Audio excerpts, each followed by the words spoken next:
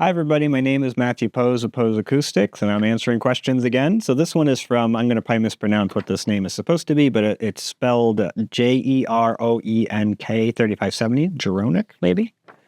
And so $25, 25 euro, I should say, donation. Super thanks. So thank you very much for that one. He says, "Hi, Matthew. Thank you for sharing your knowledge. I have DIY speakers powered with NC252 MP and a 2x4 HD per speaker.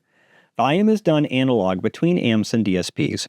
Would a third mini DSP with Dirac give any benefit over using the PK filters in the 2x4 HD that I already own? For room correction. If so, please explain why. I'm still not sure what Dirac does more than other EQing. Thanks. Edit, forgot to mention, it's a two-way stereo setup with a small subwoofer and a lightly treated living room, intended for mostly music listening." Okay, this is a good one. So the answer to your question is that Dirac does do more than just basic EQing, and there is more to it than PEQ. And it's fairly complicated, but they've actually written a nice white paper on it, and I don't know how to make this stuff available to you guys. I mean, I could list it and you could look it up, but it'd be nice. Maybe I can talk to Gene and see if he could do it on Audioholics, and we would put together a article on like room correction research or something like that, and just list all the papers that you could read. Many of them, as complicated as they are, there are a number of papers that I still think are pretty approachable for people that are technical. And if you're technical enough to have figured this out, it may actually be something worth looking more into. So the answer to your question is that if you think about the problem we're trying to solve, you take a speaker, and the right way to do an active speaker like you've done would be to put that speaker with all of the DSP you have into an anechoic chamber and get that crossover and all the EQing just right so that the speaker's anechoic response is as flat as can be. And the thing is, you wouldn't just look at the on-axis. You'd want to look at a series of angles. That's why the spinorama from CTA 2034 came to be. You want to see how the speaker's directivity index looks. You want it to be very, very linear. You should be able to run a regression on that and have there be basically it should have a slope to it, but very little standard error. There should be no, standard deviation, though, we'd look at the square of that. So you could look at that and just see that there's very little variation above or below a regression curve that runs through it. And what that tells you, if you've got a flat on-axis response and basically a dead, we'll call it straight or totally linear directivity index, is that the frequency response doesn't change with angle. It might change in level, and the good speaker will probably do that, but it won't change the response shape. What happens with most speakers is actually the response shape does change. It goes like this, but what you don't want is for it to go from this to like this gnarly looking thing that's all up and down, right? Okay, so this is what you're doing. We'll just pretend you did that because I have no idea how you put your speaker together and got it all working. You would then take that and put it in a room. And now we've got a more complex problem. So before, what we had was what would be called a minimum phase system. It was not mixed phase really at all. And there was no non-linear phase problems to speak of. Nothing you'd want to be correcting with EQ. There could be some mixed phase stuff going on in a speaker, but it's all going to have to do with things like the suspension of the drivers and the voice coil and stuff that really isn't EQ correctable. And so probably Klippo would disagree with me on that. I think you wrote a paper about how you can use EQ to address some of these issues. But the bigger point is these are complex problems. And some of the stuff that's also not minimum phase is related to temperature variant. And as a result of that, it's somewhat time variant changes. So as a voice coil heats up, the response changes with the speaker. But because the voice coil can heat up and cool down, some of these changes are happening all the time depending on the content. So if the content gets basically really intense, and the RMS level is higher, it's going to put a lot of load on that voice coil, cause a lot of heating, causes more changes, and then if it cools off. And depending on the spectral balance of that content, that could happen more at higher or lower frequencies. Typically, it's high frequencies where this is a bigger problem, so in mid-range too. All right, back to this. So now we put it into a room, and now the problem is very much a mixed phase problem because there's all these reflections in the room. So all those reflections in the room are causing interactions, some of which will adjust the phase in a way that's detached from the adjustment to the frequency response. So if it's a minimum phase problem, any change to the frequency response is going to be directly tied to a change in the phase response. And if you were to correct it with EQ using minimum phase EQ, which is what PEQ is, it would correct the phase at the same time that it corrects the frequency response. But in rooms with reflections, that isn't what really happens. And so in the stochastic zone of the room, the statistical zone, which is typically above a certain point, is typically above Fs, the Schroeder frequency, but it's not like there's a Schroeder frequency and above it is the statistical zone, the stochastic zone, and below that is the modal zone. There is a transition there, and that's where all of this kind of comes into play. There's this transition where we have some minimum phase problems that are best fixed with PEQ.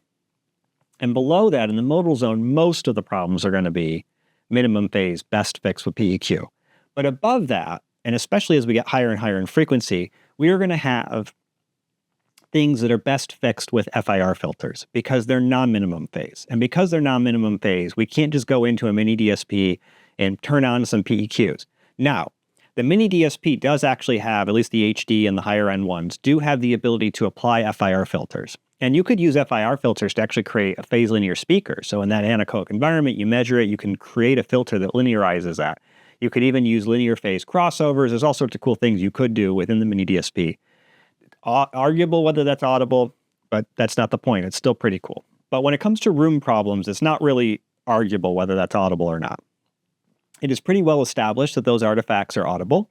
That is the flavor that the room imparts on your system. Now, whether you want to correct it is a different story. Not everybody agrees with that. But whether it affects the sound, I don't think that's debatable.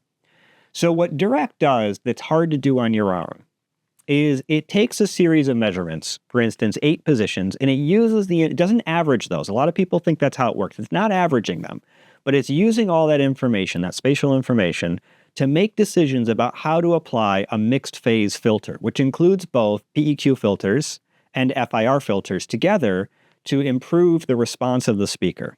And so it's going to try to make the speaker behave more like a linear phase speaker. It's going to try to address the non-minimum phase problems that the reflections impart in the room. And it's going to try to address all the minimum phase problems, which basic PEQ can do. So if your primary concern is just the minimum phase portion of it, and what you want to correct is that, then as long as you do the correction correctly, which would be not to use one single microphone position, but actually a series of microphone positions, even if the only seat you care about is this one, you still want to get a bunch of measurements around the seat. Use that information to generate your PEQs, and you keep it below, I'm going to make up a number, 500 hertz. Probably what it's going to do and what you would get out of Dirac would be similar enough that removing the phase stuff it's doing, the results would be pretty close. And it probably would sound about the same. However, above that point or anything that's dealing with these non-minimum phase problems, Dirac is going to do something that your average person could not do on their own very easily.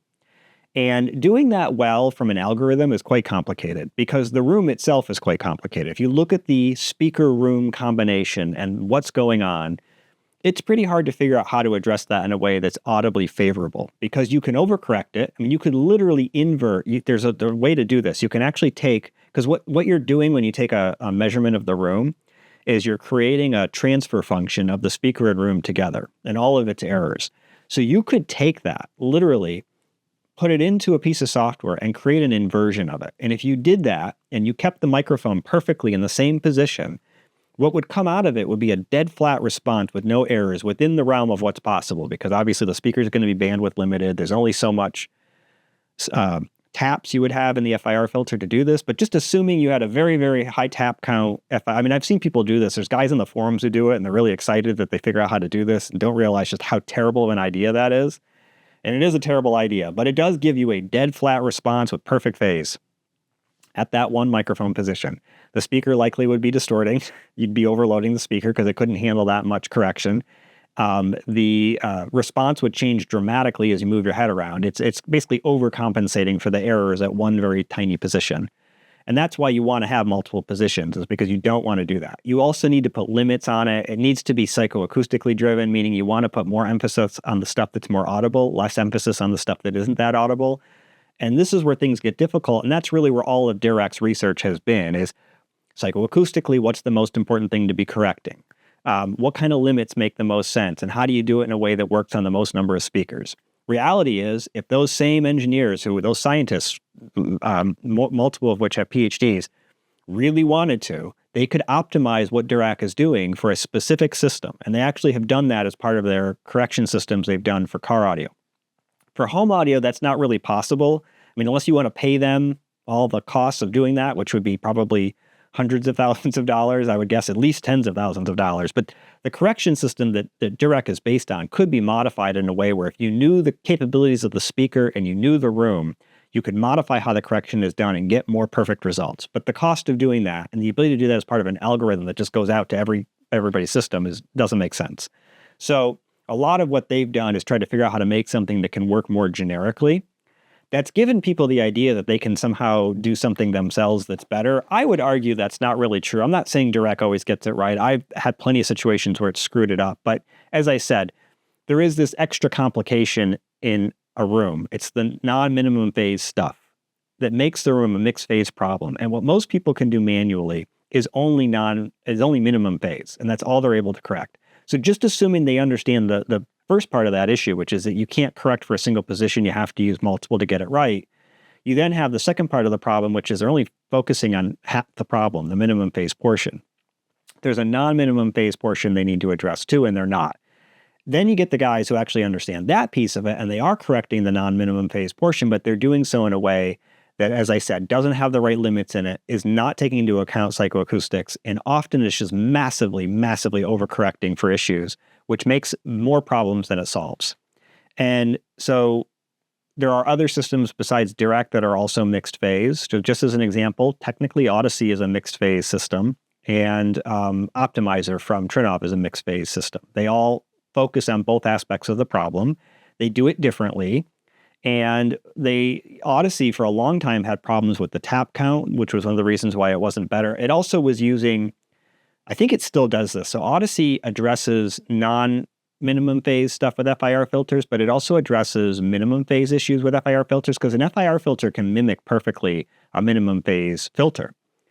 The issue is it uses up processing power and it's less efficient from a processing standpoint than if you actually create a mixed phase system that has IIR, which is infinite impulse response, and FIR, finite impulse response filters.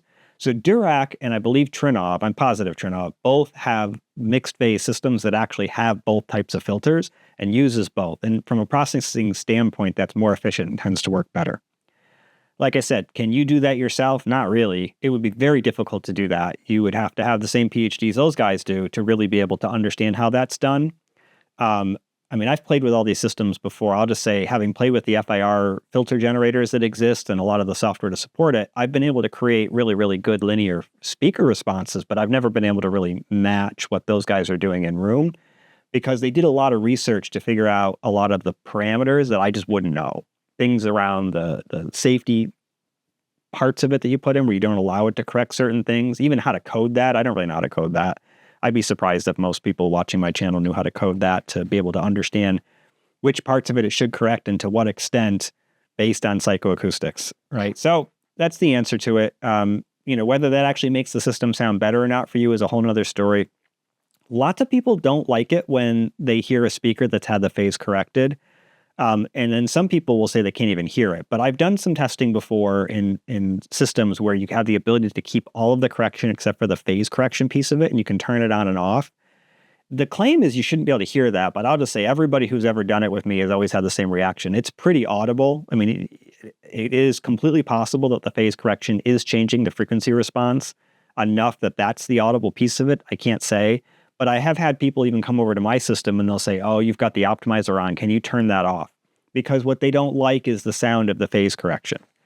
And it may not be getting it right. There's always the possibility that what it did isn't right. As I said, I've had plenty of situations with Dirac, Odyssey, even the optimizer before where, and ARC for that matter, I run through the whole correction and then I get it and then I take post measurements and like, oh, that's not right. It's not even close. And it goofed up. And sometimes you rerun it and you get a better result, or you change some things, you rerun it and you get a better result. Other times you run it 50 times, you change things, it never changes. It's always screwed up. And I've sent this stuff before to Dirac and they've said, apparently there's a bug in the software and the way you did it happened to cause that. We never caught it. And those bugs usually get corrected in the next iteration of the software. And there's been a couple of bugs, though, that have come up where the thing that was causing it was that the system was so out there, it was so extreme in its nature that it was a more significant fix, but also they weren't planning to fix it anytime soon. Anyway, that's my answer to your question. I hope that was helpful. Like and subscribe to the channel, everybody. Thank you for your support. The super thanks are really appreciated. I never really intended for super thanks to be a way to handle like having you guys pay for questions to be answered, but I'll just say realistically what I wanted everybody to do is if they wanted this much attention, they would pay my rates, and my rates are high enough that I understand for basic questions, it's not what people want. And I've just gotten so busy that when people email me, sometimes I'll answer, and some of you know that, but often I can't. And so anyway, I like doing this because it also spreads knowledge for everybody, and I think that's the way to do it. Thanks, everybody. Thanks for watching my channel. Thank you for these questions, and I have more coming.